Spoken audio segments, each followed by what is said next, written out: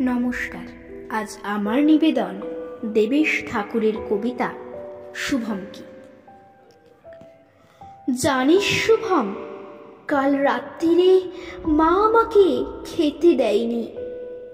ঋতব্রতর থেকে 3 নম্বর কম পেয়ে আমি সেকেন্ড হয়েছি বলে। মার্কশিট নিয়ে বাড়িতে ঢুকতেই মা এক চোখ নিয়ে নিল। বাঁদরের বাচ্চা, শুয়োরের ঝাড়, এবারও সেকেন্ড। মার্কশিট গুটিয়ে মুড়ে বকে বকে ফেলে দিল প্রেসার কুকার। গালে ব্লিচ, চোখে মাস্কারা ছিল বলে ভূতের মতো দেখাচ্ছিল। আমার ঘড়ি দুটো পটাপট ছেড়ে দিয়ে কাঠি দুটো দিয়ে পেটাতে লাগলো যতক্ষণ না ভাঙে।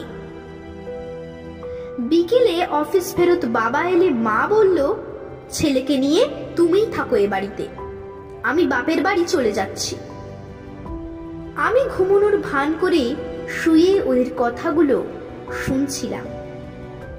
টিনটিনের বইগুলো ছিঁড়ে দিল, ভেঙে দিল টয় গানটাও। শুভম, আমি বোধহয় কোনোদিনই ঋতব্রতকে টপকাতে পারবো না। তুই 3rd হয়েছিস বলে নিশ্চয়ই বাড়িতে পিটুনি খেয়েছিস। শুভম, রেজাল্ট বেরোনোর দিন আমার যে কি ভয় করে তোকে বোঝাতে পারবো না। আরো ভয় করে মা যখন স্কুলে গিয়ে চ্যালেঞ্জ করে খাতা যাচাই করে ফিরে আসে। ওহ, কিভাবে যে বাড়িতে ঢুকি। শুভম, ওই 3 নম্বরের ফাঁড়া যদি না কাটে, আমার সামনে কোনো রাস্তাই খোলা নেই। আমাকে নিয়ে বাবা মার মধ্যে সুখ নেই, ওদের মধ্যে কথাবার্তা বন্ধ। আমাকে নিয়ে মার সঙ্গে ঝগড়া, মাস্টার মশাইয়ের সঙ্গে ঝগড়া, ওসবের মধ্যে আমিই দোষী। শুভম, তুই জানিস 3 নম্বর বাড়ানোর উপায়? জানিস এই দৌড়ে ফার্স্ট হবার কৌশল? সেই 100 মিটার দৌড়ে ফার্স্ট হওয়ার জন্য সুজয় যেমন বিজনকে ল্যাং মেরে ফেলে দিয়েছিল, সেটাই রাস্তা কিনা?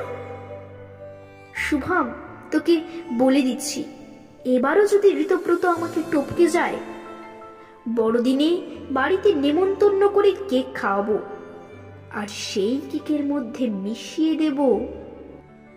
শুভম, আমি যে ঋতব্রতকে খুব ভালোবাসি, ওর টিফিন ভাগ করে খাই আমি। ঋতব্রত কি আমাকে কোনোদিনও ক্ষমা করতে পারবে? পারবি ঋতব্রত, পারবি?